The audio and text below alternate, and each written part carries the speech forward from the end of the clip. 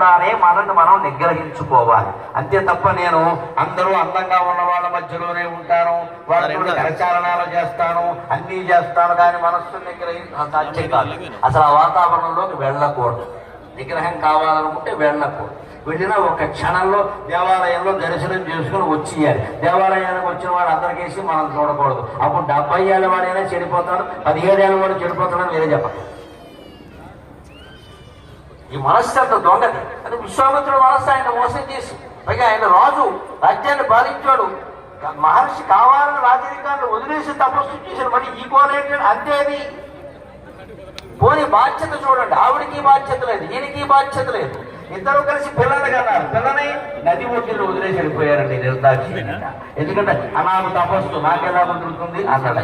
నేను అప్సరసని ఆవిడకెవడో చూడి వేస్తాడు, మళ్ళీ ఇంకో మహర్షి దగ్గర వెళ్ళిపోవాలి.